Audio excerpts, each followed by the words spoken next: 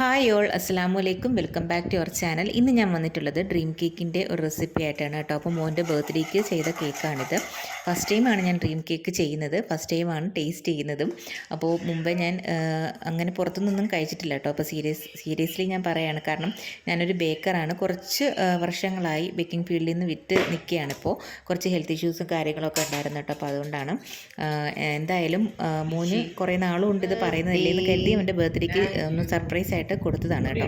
അപ്പോൾ ഇത് കണ്ടിട്ട് നിങ്ങൾക്ക് വീഡിയോ കണ്ടിട്ട് ഇഷ്ടമാവുകയാണെന്നുണ്ടെങ്കിൽ തീർച്ചയായിട്ടും ലൈക്ക് ചെയ്യാനും ഷെയർ ചെയ്യാനും കമൻറ്റ് ചെയ്യാനും സബ്സ്ക്രൈബ് ചെയ്യാനും മറക്കല്ലേ. അപ്പോൾ നമുക്ക് വീഡിയോയിലോട്ട് പോകാം. അപ്പോൾ അതാ ഞാൻ സ്പഞ്ച് ചെയ്യാൻ വേണ്ടിയിട്ട് ഒരു പാത്രത്തിലോട്ട് മുട്ടയും കുറച്ച് വാനില എസൻസും ഷുഗറും കൂടെ ഒന്ന് ബീറ്റ് ചെയ്തെടുക്കുന്നുണ്ട് കേട്ടോ. അപ്പോൾ ഇതിൻ്റെ എല്ലാം എന്താ പറയുക, ഞാൻ ഡിസ്ക്രിപ്ഷനിൽ കൊടുത്തിരിക്കാം കേട്ടോ, ഡീറ്റെയിൽഡ് ആയിട്ടുള്ളത്.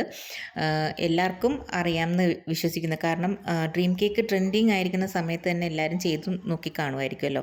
അപ്പോൾ ഇത് എൻ്റേതായിട്ടുള്ള ചെയ്ത റെസിപ്പിയാണ് കേട്ടോ. അപ്പോൾ ഞാൻ ഡീറ്റെയിൽസൊക്കെ ഞാൻ ഡിസ്ക്രിപ്ഷനിൽ കൊടുക്കാം. അപ്പോൾ ഇതാ ഇവിടെ ഞാൻ സ്പഞ്ച് തയ്യാറാക്കി എടുക്കുന്നുണ്ട്. എല്ലാം കൂടെ ഒന്ന് മിക്സ് ചെയ്തെടുക്കുകയാണ് കേട്ടോ.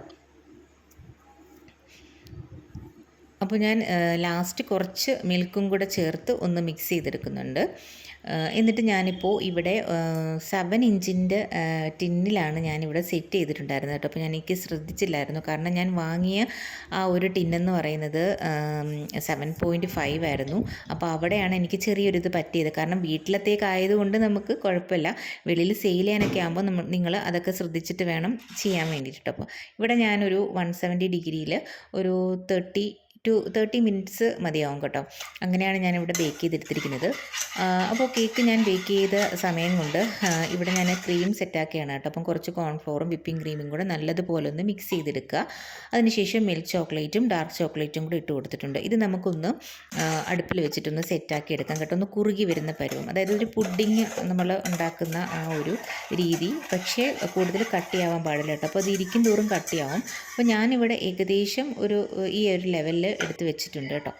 അപ്പോൾ വീണ്ടും നമുക്ക് ക്രീമും ഒന്ന് ബീറ്റ് ചെയ്തെടുക്കാം കേട്ടോ. അപ്പം ബീറ്റ് ചെയ്തിട്ട് ഞാൻ അതിലോട്ട് കുറച്ച് ചോക്ലേറ്റ് ഒന്ന് മെൽറ്റ് ചെയ്ത് ഒഴിക്കുന്നുണ്ട് കേട്ടോ. അപ്പം നമുക്ക് ആ ഇത് കിട്ടാൻ വേണ്ടിയിട്ടാണ്. ഇത് 5 ലെയറാണല്ലോ, 5 in 1 ടോട്ട് കേക്കാണ്.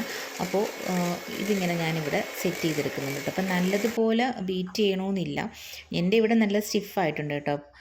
ഞാൻ ബീറ്റ് ചെയ്ത് വന്നപ്പോൾ അങ്ങനെ ആയിപ്പോയതാണ്. അപ്പോൾ അത്രയും സ്റ്റിഫ് ആവണമെന്ന് ഇല്ലെന്ന് തോന്നുന്നു. എനിക്കിതിനെപ്പറ്റി ഡീറ്റെയിൽ ആയിട്ട് അറിയത്തില്ല, വീഡിയോസൊക്കെ കണ്ട ഒരു പരിചയമുള്ളൂ കേട്ടോ.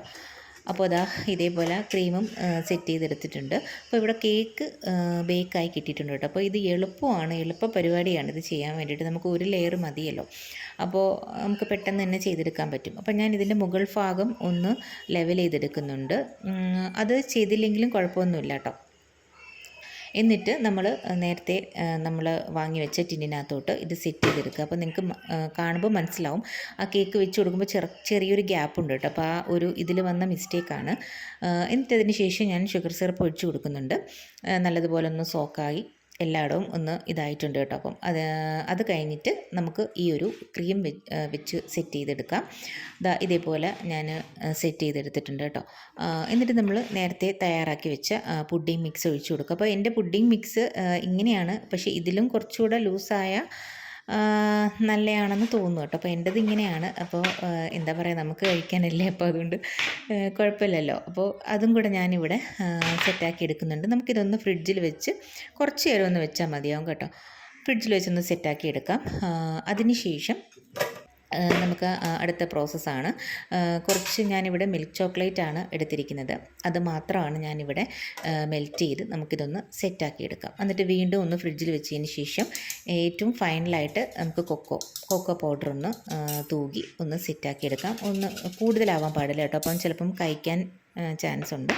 അപ്പോൾ വളരെ കുറച്ചെടുത്തിട്ട് നമുക്ക് ഇതൊന്ന് സെറ്റാക്കി എടുക്കാം. അപ്പോൾ അതാ ഇവിടെ എല്ലാം സെറ്റായിട്ടുണ്ട്. അപ്പോൾ ഫൈനൽ സ്റ്റേജിലാണ് കേട്ടോ. അപ്പം ഞാൻ പുള്ളിയെടുത്ത് പറഞ്ഞിട്ടില്ലായിരുന്നു, സർപ്രൈസായിട്ട് കൊടുത്തതാണിത്. അപ്പോൾ അവന് നല്ല ഇഷ്ടപ്പെട്ടു കേട്ടോ. അപ്പോൾ എല്ലാവരും ആദ്യമായിട്ടാണ് ഇത് ട്രൈ ചെയ്യുന്നത്. ഇത്രയും വർഷമായിട്ടും നമ്മളങ്ങനെ ട്രൈ ചെയ്ത് നോക്കിയിട്ടില്ലായിരുന്നു കേട്ടോ. അപ്പം സംഭവം എല്ലാം നല്ല അടിപൊളിയായിട്ട് വന്നിട്ടുണ്ട്, കറക്റ്റായിട്ട് കിട്ടിയിട്ടുണ്ട്. ആ ഒരു പാളിച്ച മാത്രമേ ഉള്ളായിരുന്നു കേട്ടോ. അപ്പോൾ അതാ ഇവിടെ ഇളയാൾ ഡാൻസൊക്കെ കളിക്കുന്നുണ്ട്. അങ്ങനെ എന്താ പറയുക, നല്ല രീതിയിൽ അവൻ സെറ്റായിട്ട് കുട്ടികൾക്കും ഇഷ്ടപ്പെട്ടിട്ടുണ്ട് കേട്ടോ. അപ്പോൾ അടിപൊളി ടേസ്റ്റ് ആയിരുന്നു. അപ്പോൾ എല്ലാവരും ഇതൊന്ന് കണ്ടിട്ടൊന്ന് ട്രൈ ചെയ്ത് നോക്കണം കേട്ടോ. ട്രൈ ചെയ്ത് നോക്കിയിട്ട് നിങ്ങളുടെ ഫീഡ്ബാക്ക്സ് ഒന്ന് അറിയിക്കണേ.